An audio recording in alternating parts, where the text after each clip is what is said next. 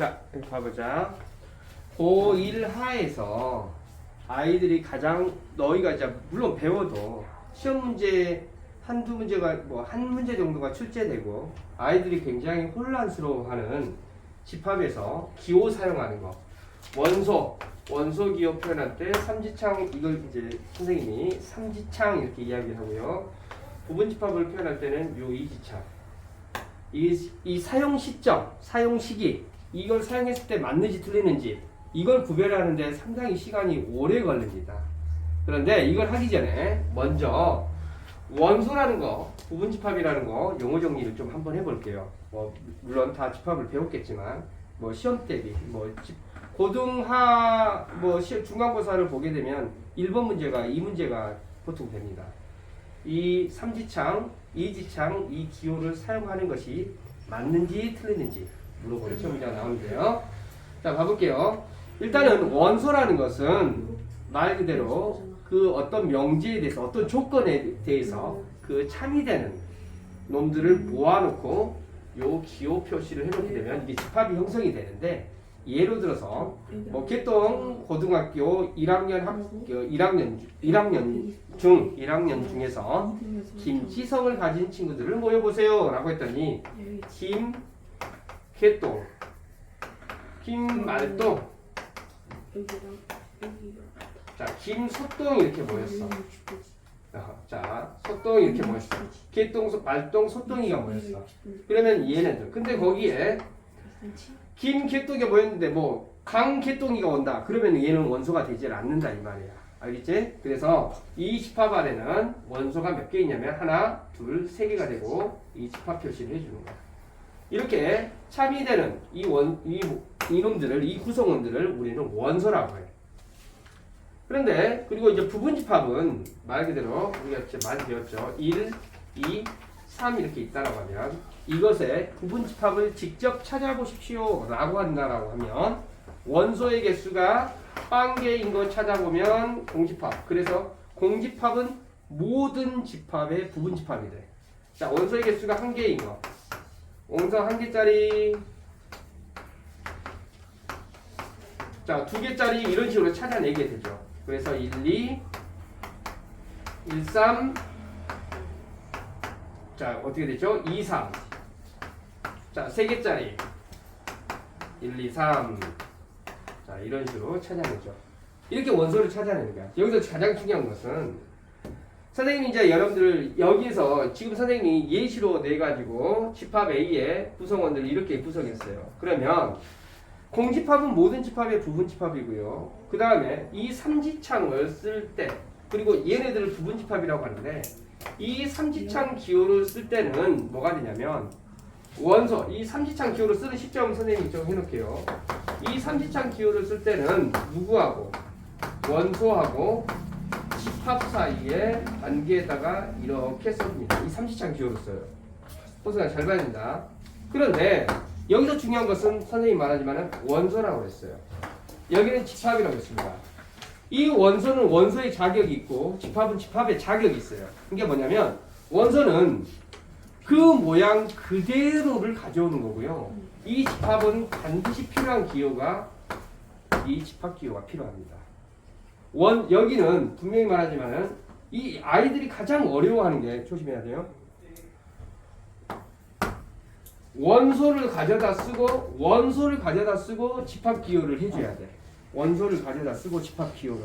그런데 대부분의 아이들이 원소를 가져다가 이 집합 기호를 써줘야 되는데 원소를 가져다 쓰지 않죠. 그러니까 그 모양 그대로 가져다. 이 원소는 내추럴이야. 저 이상의 그 구성원들을 하나 핀셋으로 그냥 그대로 뽑아내가지고 갖다 놓는다라고 생각하시면 돼요. 그런데 요 이지창 기호는 반드시 필요한 게 뭐냐면 집합과 이 기호를 쓰는 시점은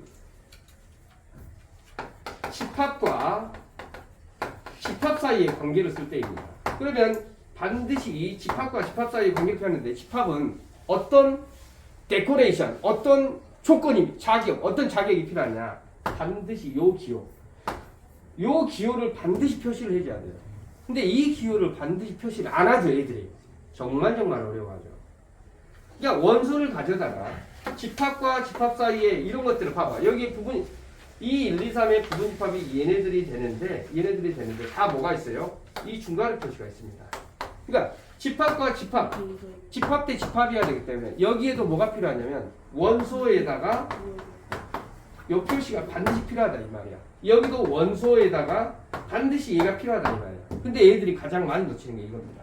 집합은 요 기호가 필요하다라는 거.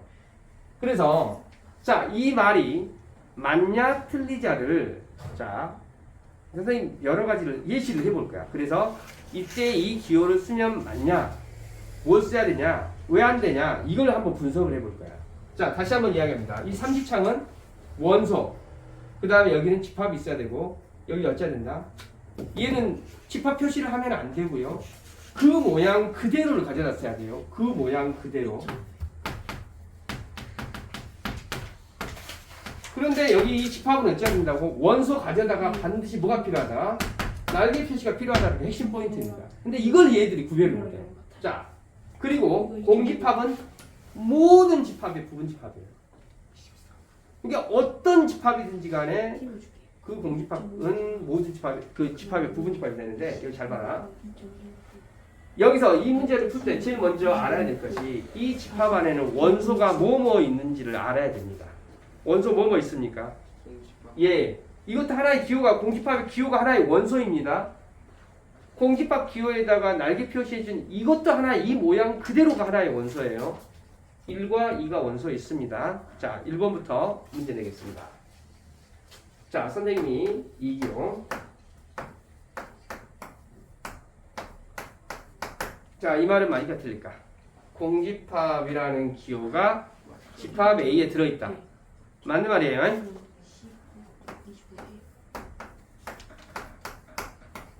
맞는 말일까 틀릴까? 왜 맞을까? 그 연계 틀렸고요. 공집합은 모든 집합의 부분 집합이라고 했기 때문에 그 이유에 의해서 맞는 겁니다.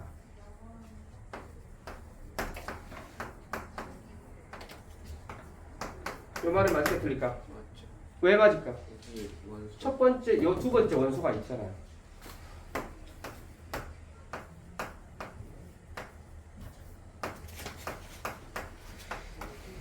이 말은 맞을까 틀릴까? 응? 왜 틀릴까? 왜 틀릴까? 원집합이 아니고 왠지 아닌 것 같아요. 맞습니다.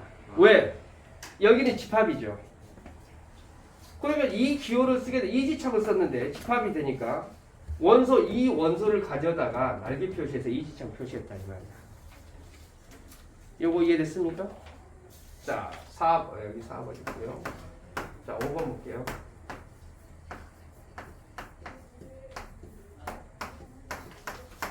맞을까 틀릴까? 왜 맞을까? 여기 몇 번째 두 정확히 말해. 번째 원소 두 번째 원소를 가져다가 날개 표시를 했기 때문에 맞는 말입니다. 이걸 여러분들이 지금 여기 4개를 다섯 개를 구별하셔야 돼요. 요거 이해됐어요? 그러니까 여기에 들어있는 얘네들이 하나의 구성원.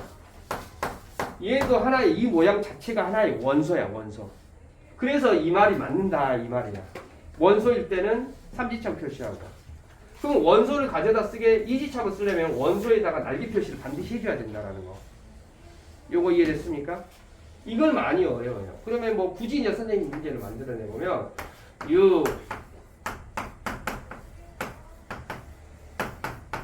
맞을까 틀릴까?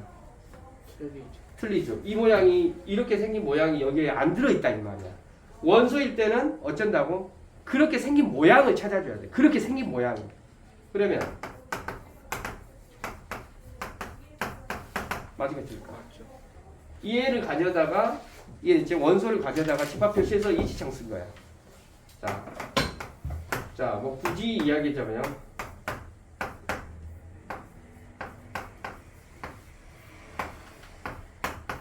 이건 될까 안 될까?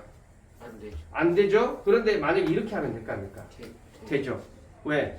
얘하고 얘 원소를 가져다가 날개 표시해가지고 했으니까 맞다 이 말이야.